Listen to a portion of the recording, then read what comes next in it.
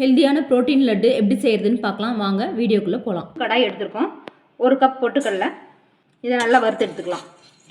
இந்த அளவுக்கு வறுத்துக்கலாம். இதை வேறு பிளேட்டில் எடுத்து மாற்றிக்கலாம். பொட்டுக்கடலை எடுத்து அதே கப்பால் 1 கப் முந்திரி ஆட் பண்ணிக்கலாம். இதையும் நல்லா வறுத்து எடுத்துக்கலாம். முந்திரி இந்த அளவுக்கு வறுத்தாச்சு. இதையும் வேறு பிளேட்டில் மாற்றிக்கலாம். அதே கப்பால் 1 கப் பாதாம் போட்டுக்கலாம். இதையும் நல்லா வறுத்துக்கலாம். பாதாம் இந்த அளவுக்கு வறுத்தாச்சு. இதையும் மாற்றிக்கலாம் வேறு பிளேட்டில். பூசணி விதை இதுவும் 1 கப் எடுத்துக்கலாம்.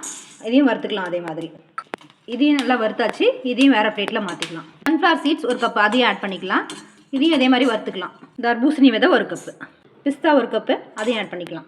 வேர்க்கடலை 1 கப் ஆட் பண்ணிக்கலாம். ஃப்ளாக்ஸ் சீட்ஸ் 1 கப்பு அதையும் ஆட் பண்ணிக்கலாம். எள்ளு 1 கப் ஆட் பண்ணிக்கலாம். எல்லாத்தையும் ஆற வச்சாச்சு. மிக்ஸி ஜாரில் சேர்த்து பொடி பண்ணிட்டு வரலாம். இந்த அளவுக்கு பவுடர் அடிச்சுட்டு வந்தாச்சு.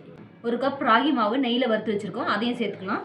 1 கப் கோதுமை மாவு அதையும் நெய்யில் வறுத்து சேர்த்துருக்கோம். வறுத்து அரைச்ச பவுடரை இது கூட ஆட் பண்ணிக்கலாம். இனிப்புக்கு தேவையான நாட்டு சக்கரை சேர்த்துக்கலாம். உங்கள் இனிப்புக்கு தகுந்த மாதிரி சேர்த்துக்குங்க. நான் 4 ஸ்பூன் சக்கரை சேர்த்துருக்கேன். இது எல்லாத்தையும் ஃபஸ்ட்டு மிக்ஸ் பண்ணிக்கலாம். அப்படியே பவுடராகவும் ஸ்டோர் பண்ணி வச்சு நம்ம பாலில் மிக்ஸ் பண்ணி குடிக்கலாம். இல்லை நெய் சேர்த்து லட்டாக பிடிச்சியும் சாப்பிட்லாம். இப்போ நான் நெய் சேர்த்து லட்டாக பிடிச்சிக்கிறேன். இந்த மாதிரி லட்டு பிடிச்சிக்கலாம்.